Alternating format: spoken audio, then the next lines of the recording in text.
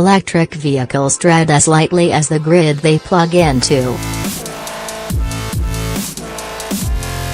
While a healthy debate persists over the manufacturing and raw materials input required by electric vehicles, especially regarding their batteries and motor magnets, an important green claim about EVs is becoming almost irrefutable in America. By driving one instead of a gasoline model, you're reducing your personal contribution to greenhouse gas emissions. That's been validated more soundly by a newly updated analysis released by the Union of Concerned Scientists, UCS, championed again this week to coincide with congressional testimony regarding federal clean car standards. It concludes that in 99% of the country, emissions from plugging in an electric vehicle would be lower than those produced by a 50-mile-per-gallon gasoline vehicle. Based on where electric vehicles are most purchased, weighted by sales of EV models and the sales location EVs are currently achieving a U.S. average that's equivalent to 80 miles per gallon. Auto company executives are slated to meet with the president on May 11 to discuss several proposed solutions for revamping standards, one of which reportedly includes a freeze at 2020 levels.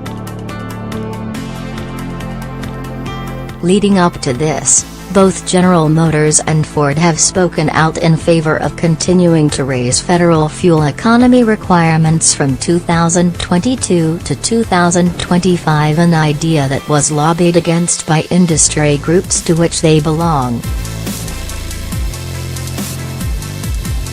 The two biggest domestic automakers said they are in favor, instead, of what GM CEO Mary Barra called a single, national standard that continues to rise. That's preferable, they said, to today's situation, in which they need to address separate federal standards administered by the EPA and NHTSA, as well as the California Zero Emission Vehicle (ZEV) mandate, which essentially requires that they sell electric vehicles in several states. Whatever future regulators and automakers foresee, they have to address one reality: electric vehicles make a greater difference for the environment if they play in Pasadena rather than in Peoria. The location is important because electric power generation sources still vary widely on a regional and local basis. It depends on whether the local utility generates power using an older coal-fired plant, a more modern one, natural gas, nuclear, hydroelectric, solar, wind, or other option. Contrary to what some ads or marketing campaigns suggest, electric vehicles generally aren't zero-emission vehicles. Instead of coming from the tailpipe, their emissions are just relocated upstream to the smokestack of a power plant, which might be hundreds of miles away. Cleaner every year.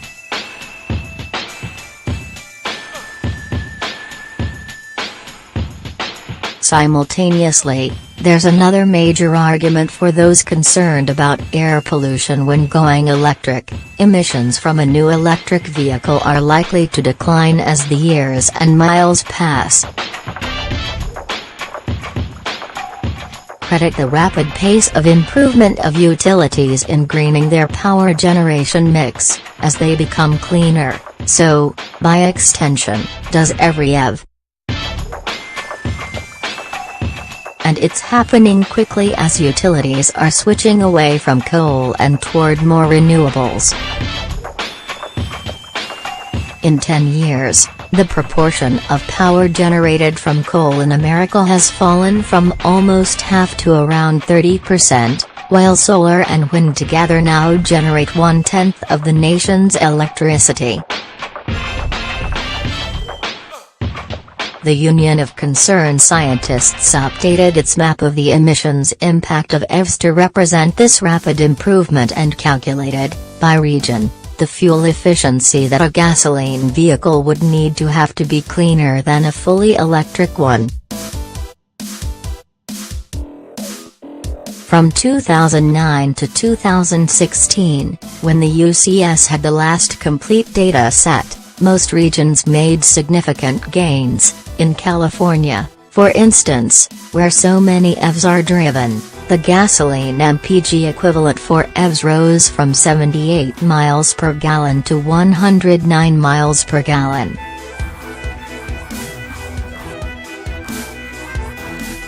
In these calculations, the environmental group looked at tailpipe emissions for gasoline vehicles, including the impact of emissions from getting oil out of the ground, refining it, making gasoline, and transporting gasoline to filling stations.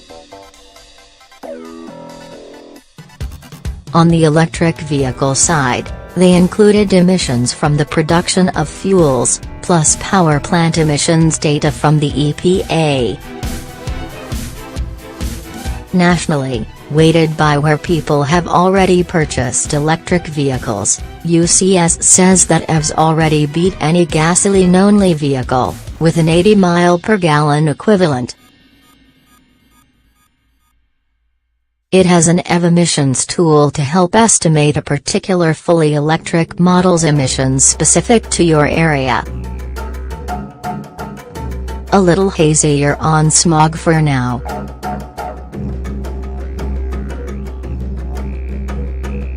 All of these results discussed up until now are valid for greenhouse gas emissions. The situation will be slightly different for smog-forming emissions, including nitrogen oxide, carbon monoxide, and particulate matter. As the U.S.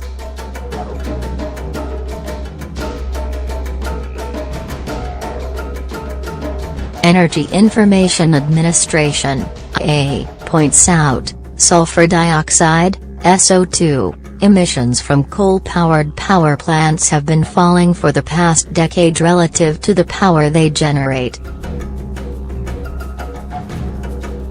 But a map of SO2 emissions per megawatt-hour puts Indiana, Kentucky, Michigan, Missouri, Nebraska, North Dakota, Ohio, and Tennessee in the highest emitting group. So, at present, in these states, going electric may not be doing much to clean up local air quality.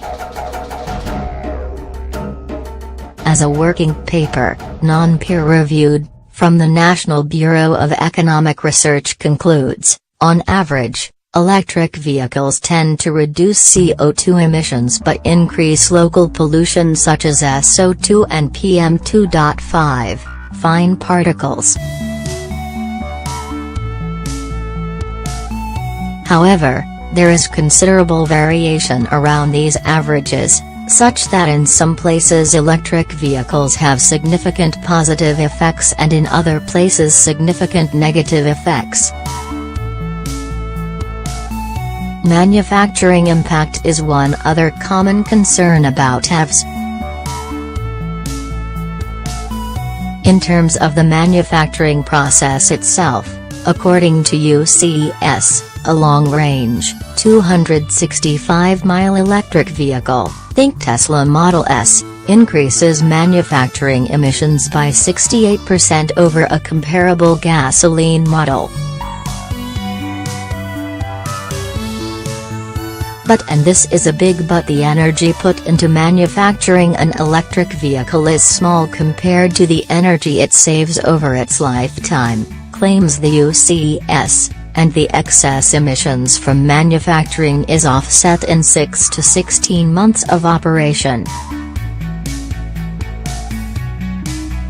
Most of the excess manufacturing footprint versus gasoline vehicles comes from the battery pack, so, As a general rule of thumb, the bigger the battery, the larger its environmental impact.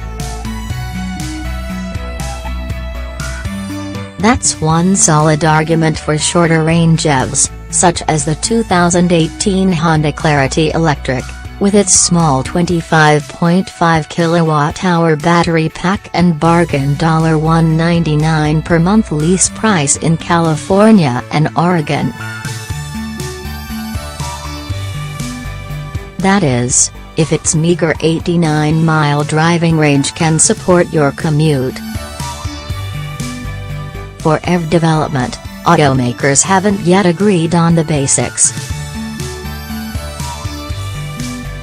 Proposed regulatory changes mean electric cars could face a dirtier future. Automakers oppose EV mandate while helping CARB states meet it. Buying an electric vehicle is essentially investing in a cleaner future and keeping that investment local.